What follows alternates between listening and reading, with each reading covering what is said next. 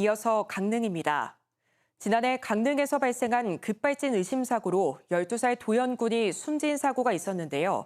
경찰이 당시 운전을 했던 도연이 할머니에 대해 혐의가 없다며 불송치 결정했습니다. 해당 자동차 제조사를 상대로 가족들이 제기한 민사소송에도 영향을 줄 전망입니다. 보도에 정명구 기자입니다. 지난해 12월 강릉에서 난 급발진 의심 사고입니다. 운전을 하던 60대 할머니가 뒷자리에 탄 손자를 애타게 부르지만 12살 도연군은 끝내 숨졌습니다. 도연군의 할머니는 교통사고 처리 특례법 위반으로 입건돼 경찰 조사를 받아왔습니다.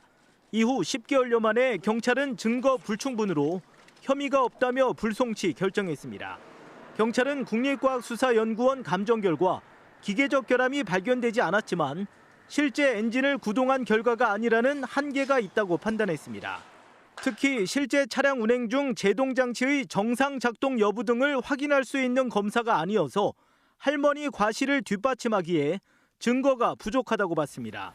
애초 운전자의 과실 가능성이 있다는 취지의 국가수 감정 결과와는 뚜렷이 배치되는 결정이라는 점에서 이례적입니다. 내가 감옥에 간들 불송치가 나든 어떤 결과든 상관없는데 도연이가 없다고 할멈없이 울으시는 어머니의 모습에 경찰 조사 기록을 넘겨받은 검찰은 90일 이내에 재수사를 요청하거나 사건을 종결 처리하게 됩니다. 이번 불송치 결정은 가족들이 자동차 제조사를 상대로 낸 민사 소송에도 일부 영향을 줄 전망입니다. 가족들은 운전자 과실이 아니라면 차량 결함 문제로 봐야 하는데도 운전자가 스스로 입증해야 하는 현실이 불합리하다고 지적했습니다. 이 때문에 급발진 입증 책임을 차량 제조사가 지게 하도록 하는 제조물 책임법 개정이 시급하다고 거듭 강조했습니다. KBS 뉴스 정면구입니다. 동해시가 3년 만에 외국인 계절 근로자를 유치했습니다. 동해시는 필리핀 국적의 외국인 계절 근로자 9명이 내일 인천공항으로 입국해 동해 부평 산업단지 수산물 가공업체 2곳에서 내년 2월까지 일한다고 밝혔습니다.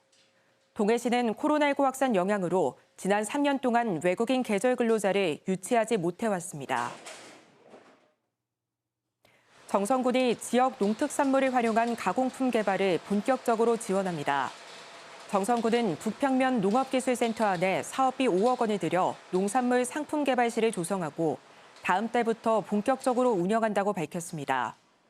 농산물 상품 개발실은 제품 개발실과 평가실, 영상 스튜디오를 갖춰 다양한 제품의 개발과 출시, 온라인 마케팅 등을 지원하게 됩니다.